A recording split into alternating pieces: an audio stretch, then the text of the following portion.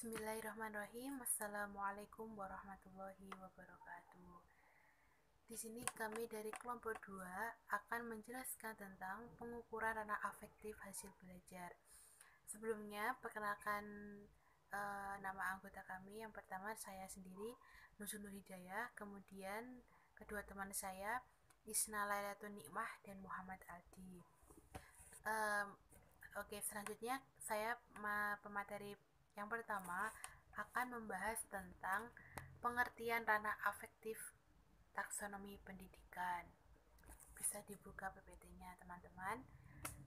Jadi ranah afektif adalah hasil belajar tampak pada siswa dalam berbagai tingkah laku seperti memperhatikan, merespon, menghargai, serta mengorganisasi. Kemudian pengertian yang kedua yaitu ranah afektif dapat diukur menggunakan angket. Artinya, jadi guru atau pendidik itu bisa menilai afektif siswa itu salah satu medianya itu bisa menggunakan angket seperti itu. Kemudian yang selanjutnya yaitu ranah afektif itu sulit dikerjakan secara operasional. Artinya memang sampai sekarang penilaian secara afektif itu masih sulit dikerjakan gitu daripada melakukan penilaian secara kognitif dan psikomotorik. Selanjutnya yaitu ranah afektif memiliki beberapa karakteristik. Menurut Anderson, ranah afektif itu memiliki beberapa karakteristik. Yang pertama yaitu perilaku siswa melibatkan perasaan dan emosi seseorang. Kemudian yang kedua yaitu perilaku harus tipikal. Selain itu, intensitas, arah, dan target juga termasuk dalam ranah afektif. Itu menurut Anderson. Kemudian secara umum ada 5 karakteristik afektif yang penting. Kita bisa melihat di slide selanjutnya. Karakteristik ranah afektif ada 5. Yang pertama yaitu sikap, yang kedua adalah minat, yang ketiga konsep diri, dan keempat nilai, dan yang kelima moral. Di sini poin nilai dan moral saya gabungkan. Jadi pengertiannya, sikap merupakan suatu kecenderungan untuk bertindak secara suka atau tidak suka terhadap sesuatu. Jadi sikap ini dapat dibentuk melalui cara mengamati atau menirukan sesuatu yang positif. Kemudian melalui penguatan, siswa dapat menerima informasi secara verbal. Dan perubahan sikap ini dapat diamati melalui proses pembelajaran. Kemudian yang selanjutnya yaitu minat. Minat adalah suatu disposisi yang terorganisir melalui pengalaman yang mendorong seorang untuk memperoleh objek khusus, aktivitas, pemahaman, dan keterampilan untuk tujuan, perhatian, atau pencapaian. Minat ini bisa diketahui atau bisa dilihat ketika dalam pembelajaran guru bisa melihat anak ini cenderung ke memiliki bakat yang seperti ini, kemudian anak seperti ini, kemudian guru bisa mengelompokkan atau bisa menempatkan anak tersebut di pembelajaran yang benar agar mereka bisa mengembangkan bakatnya. Kemudian yang ketiga yaitu konsep diri. Jadi konsep diri merupakan evaluasi yang dilakukan individu terhadap kemampuan dan kelemahan yang dimiliki. Maksudnya itu target, arah, dan intensitas konsep diri pada dasarnya seperti ranah afektif yang lain. Konsep diri itu bisa dibentuk ketika mereka di sekolah, kemudian di rumah, atau di lingkungan masyarakat. Dan selanjutnya yaitu nilai. Nilai merupakan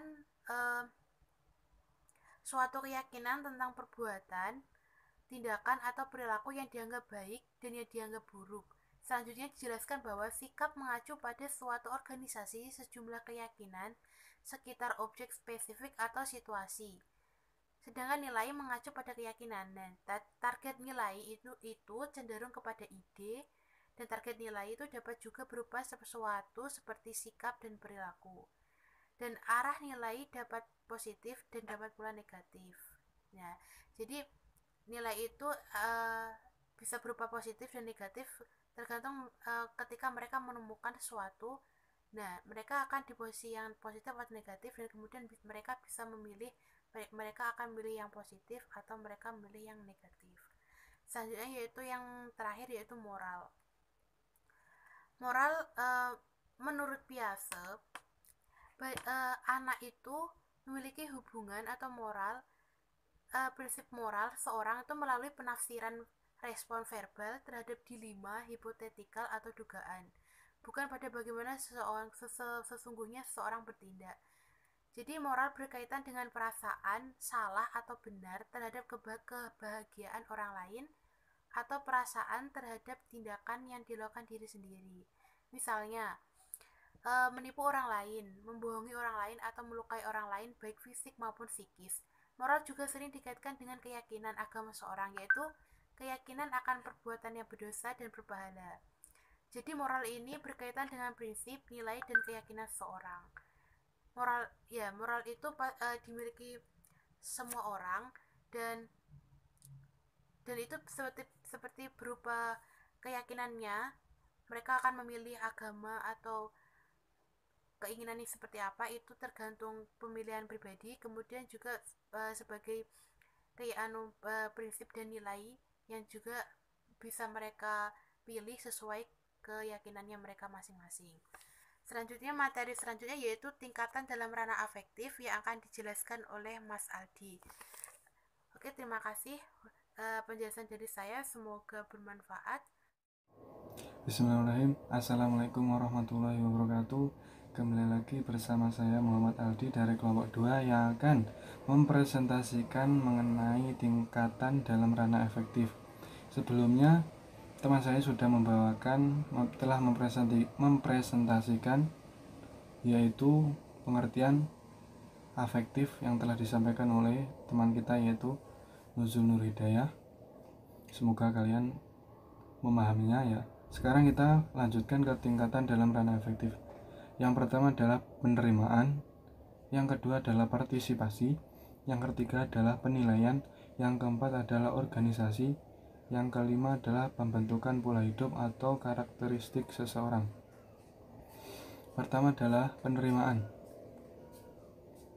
Penerimaan sendiri adalah seseorang peka terhadap suatu rangsang seperti penjelasan yang diberikan oleh guru, atau menyadari sebuah fenomena di lingkungannya yang dalam pengajarannya berupa mendapatkan perhatian, mempertahankannya, mengarahkannya. Misal, mengakui adanya perbedaan, seperti mengakui adanya perbedaan.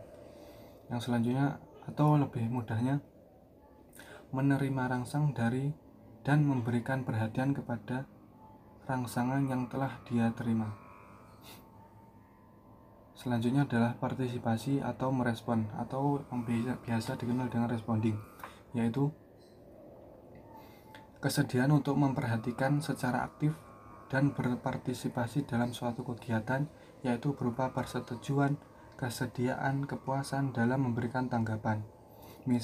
Misal adalah mematuhi aturan atau mudahnya misalnya mematuhi aturan atau mudahnya memberikan respon dengan turut aktif berpartisipasi, memberikan respon serta terus aktif berpartisipasi. Serta peserta didik hanya memberikan perhatian pada rangsangan, peserta didik hanya memberikan rangsangan kepada orang yang memberikan rangsangan kepadanya serta turut berpartisipasi di dalamnya. Yang selanjutnya adalah penilaian atau value, yaitu kemampuan untuk memberikan penilaian terhadap sesuatu dan membawa diri sesuai dengan penilaian yang sudah ia nilai. Misalnya adalah ada ciri-ciri anak didik yang sudah ada value-nya, yaitu bersikap menerima, menolak, dan mengabaikan. Misal menerima pendapat orang lain. Di dalam value sendiri ada tiga ciri yang bisa memudahkan membedakannya, yaitu adanya sikap menerima, menolak, dan mengabaikan, di mana anak didik menerima apa yang baik untuk dirinya dan menolak apa yang tidak baik untuk dirinya. Selanjutnya adalah organisasi, yaitu kemampuan untuk membentuk suatu sistem nilai sebagai pedoman dan pegangan diri dan menempatkan nilai pada suatu skala nilai dan dijadikan pedoman dalam bertindak dan bertanggung jawab. Yaitu setelah peserta didik menemukan apa yang baik untuk dirinya di dalam penilaian tersebut, kemudian peserta didik atau anak didik tersebut menjadikan nilai yang telah dinilai setelah misal nilai jujur. Nah, nilai tersebut dijadikan pedoman atau pegangan untuk hidupnya, untuk menjalani hidup supaya lebih bermakna dalam menjalani hidup. Untuk memudahkan untuk membuat hidup si anak didik itu menjadi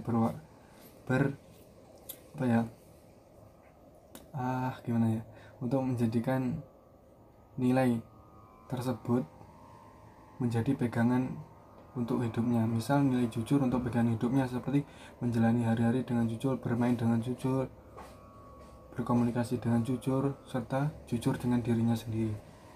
Yang selanjutnya adalah pembentukan pola hidup atau karakteristik, yaitu kemampuan menghayati nilai kehidupan sehingga menjadi milik pribadi atau menginternalisasikan di dalam dirinya sendiri dan menjadi pegangan untuk hidupnya dan jelas dalam mengatur kehidupannya sendiri. Contohnya jujur tadi. Bagaimana jujur ini dapat diinternalisasikan dalam setiap perbuatan, ucapan, serta perilaku di dalam dirinya sendiri maupun untuk orang lain. Selanjutnya adalah contoh dari masing-masing A1 sampai A5. A1 penerimaan, yaitu siswa sudah siap dalam menerima sebuah materi ataupun pengetahuan, akan tetapi masih dalam taraf memperhatikan saja, seperti mendengar, melihat, dan masih bersifat pasif.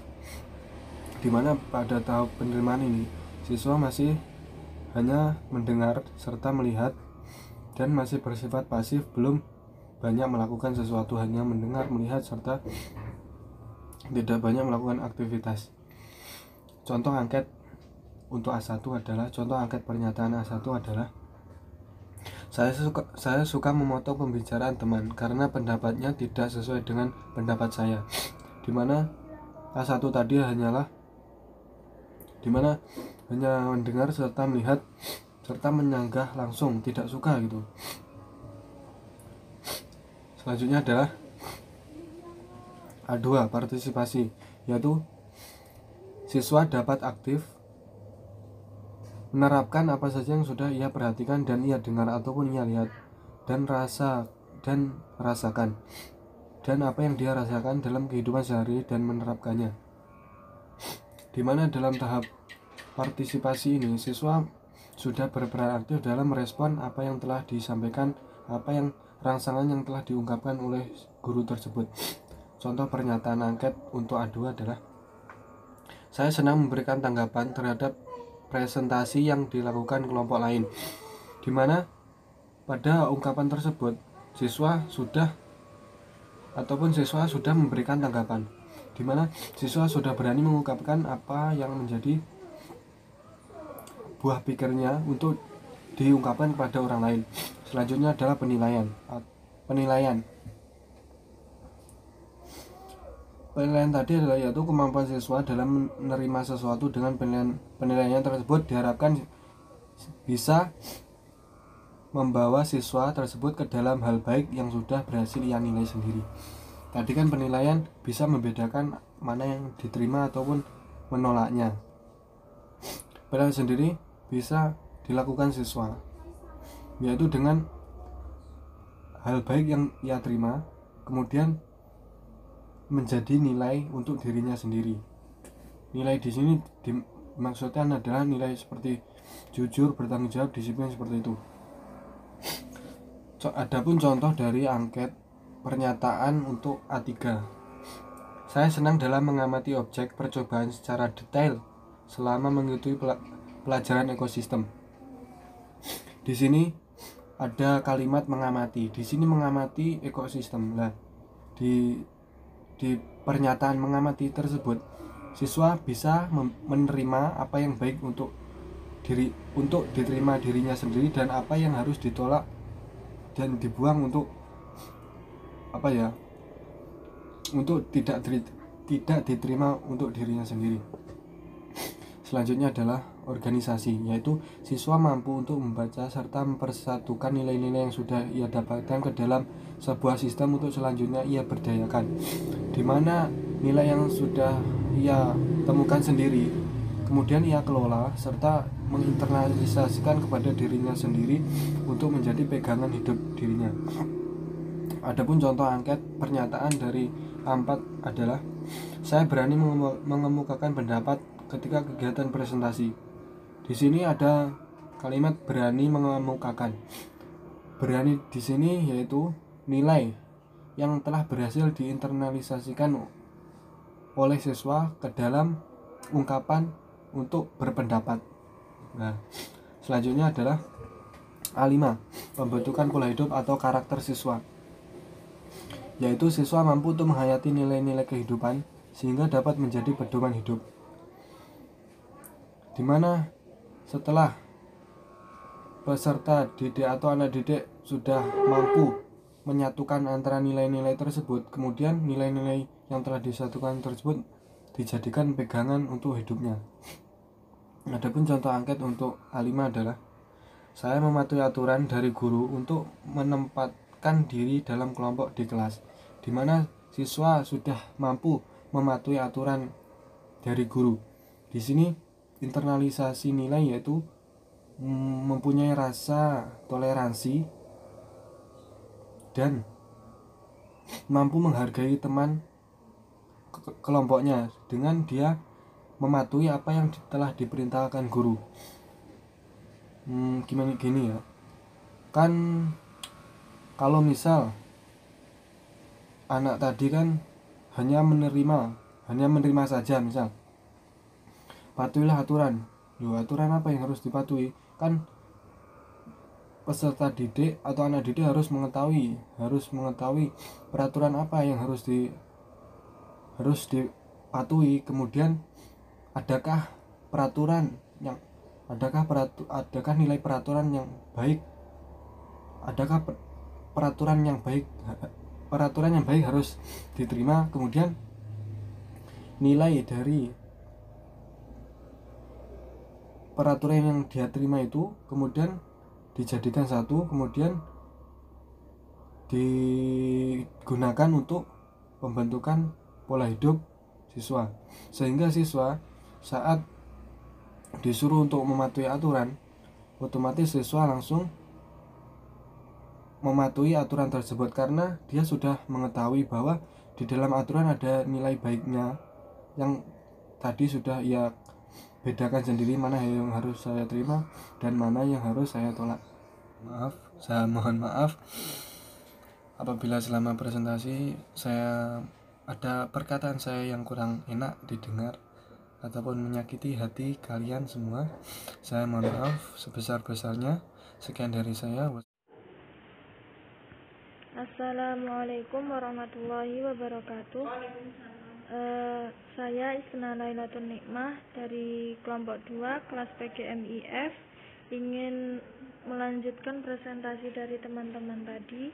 Di sini saya akan menjelaskan tentang kata kerja operasional untuk ranah afektif. Nah, menurut taksonomi Bloom ada 5 tingkatan ranah afektif, yaitu bisa dilihat di PPT yang tercantum di layar Anda. Yang A1 yaitu menerima, A2 menanggapi, A3 menilai, A4 mengelola, dan A5 menghayati.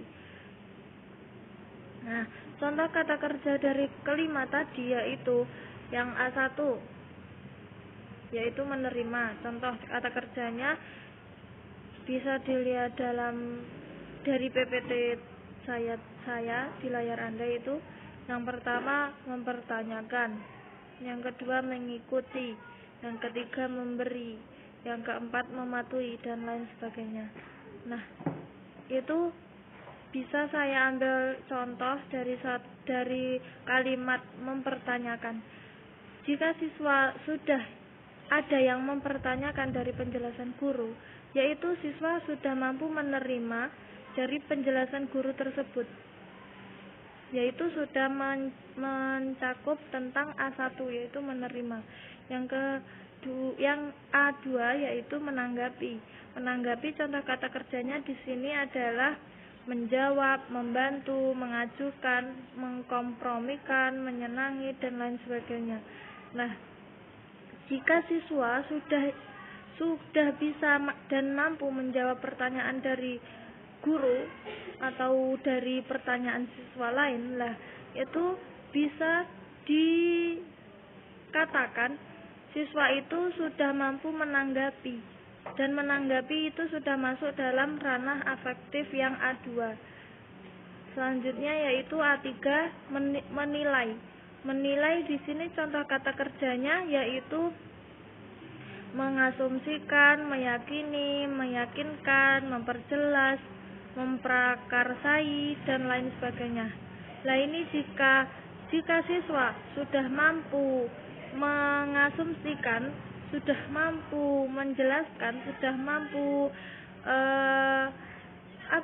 sudah mampu menjelaskan kepada anak-anak dengan teori dan dengan kata mereka sendiri, dengan kata-kata atau kalimat mereka sendiri, itu sudah masuk dalam ranah afektif yang ketiga yaitu menilai. Nah, menilai itu contohnya contohnya yaitu menjelaskan. Nah, yang A4 yaitu mengelola. Nah, mengelola contoh kata kerjanya di sini yaitu menganut, mengubah, menata, mengklarifikasi. Nah, jika di dalam kelas ada seorang murid yang jika teorinya atau penjelasannya ada yang salah, terus seorang guru atau murid lainnya dapat mengklarifikasikan atau meluruskan dari penjelasan yang salah tadi, itu sudah masuk dalam A4 yaitu mengelola. Nah, yang kelima yaitu A5 yaitu menghayati. Contoh kata kerjanya yaitu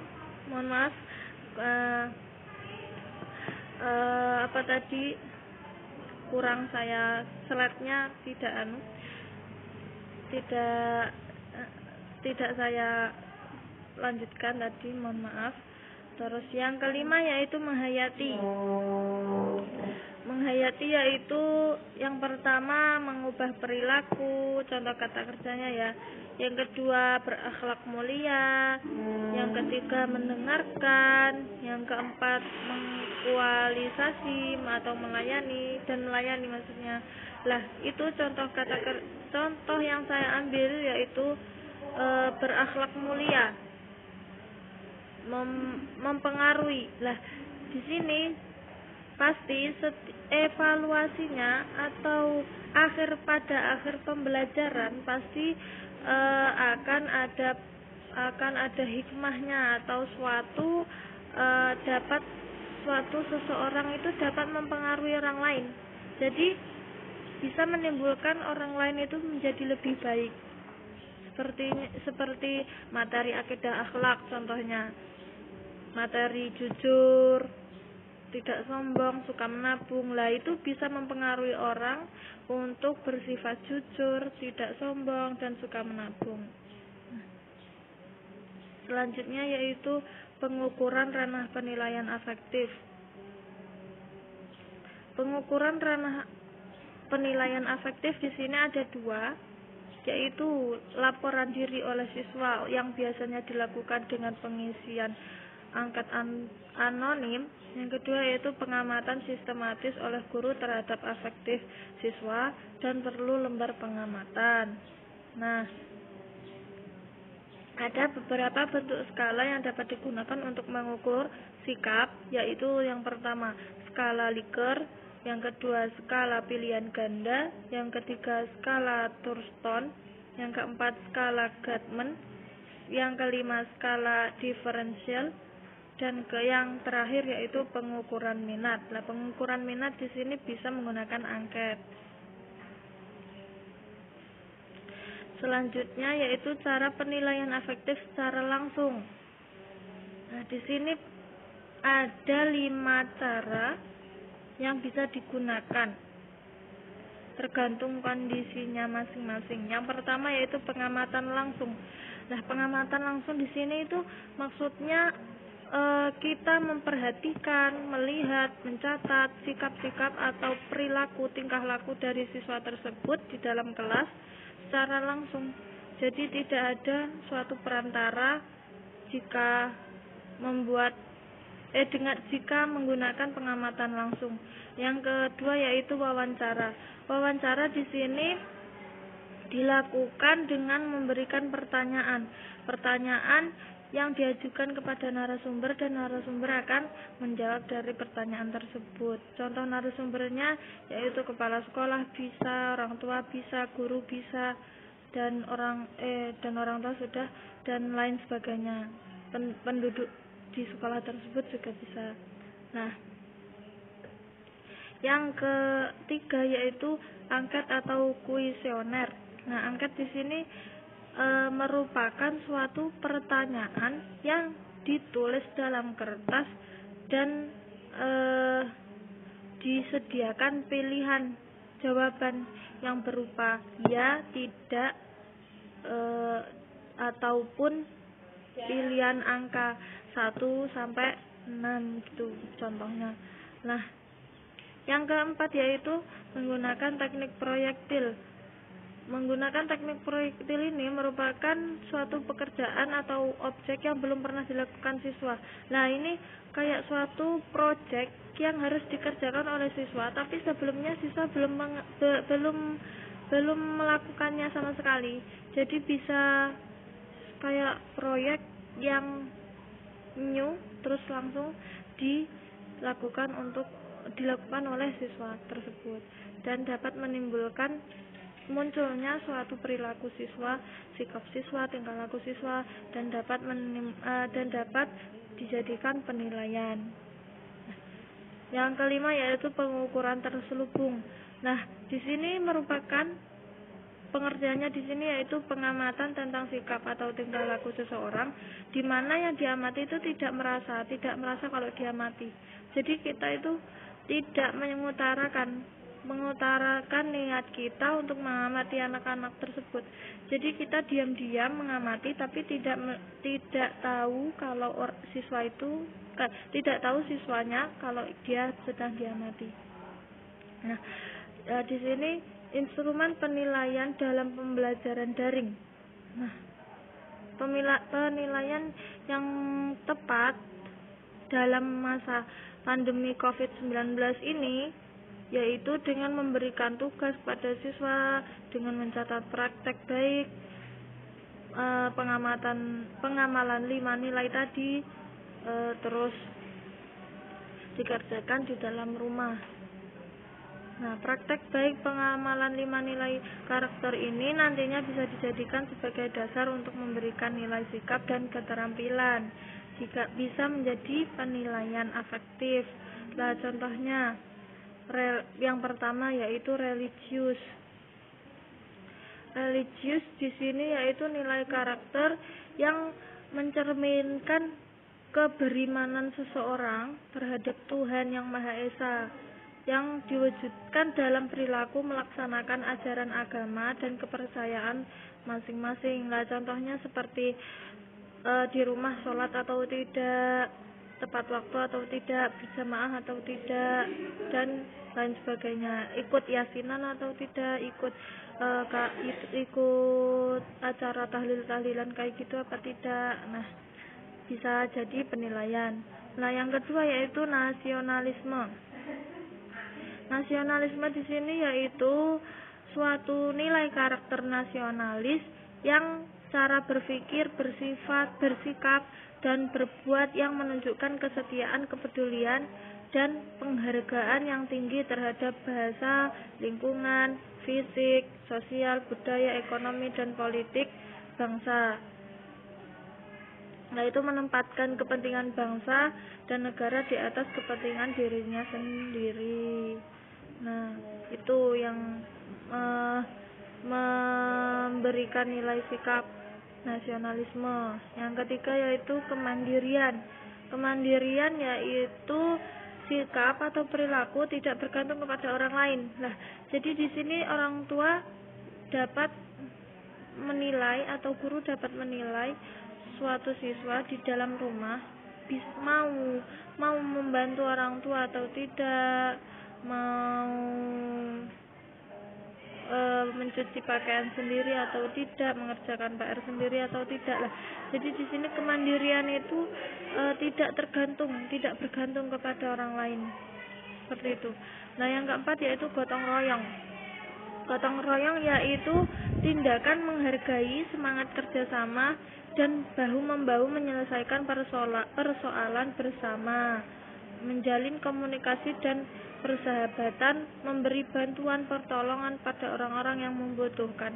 Seperti gotong royong itu seperti membuat selokan di desa bisa, tapi kalau untuk anak SD mungkin setidaknya bisa membantu yang kecil-kecil seperti menyediakan makanan, membelikan sesuatu yang ingin dibutuhkan oleh Pak Tukang, seperti itu, kayak membelikan rokok ataupun membelikan hal-hal yang lainnya. Nah, yang kelima yaitu integritas. Integritas di sini yaitu maksudnya nilai yang mendasari perilaku yang didasarkan pada upaya menjadikan dirinya sebagai orang yang selalu dapat dipercaya dalam perkataan, tindakan, dan pekerjaan, memiliki komitmen dan kesetiaan pada nilai-nilai kemanusiaan dan moral. Nah, di sini integritas itu kita dapat dipercaya gitu, dari mulai perkataan, perbuatan, pekerjaan, tindakan, dan lain sebagainya. Nah, sekian presentasi dari saya. Jika ada salah kata mohon dimaafkan.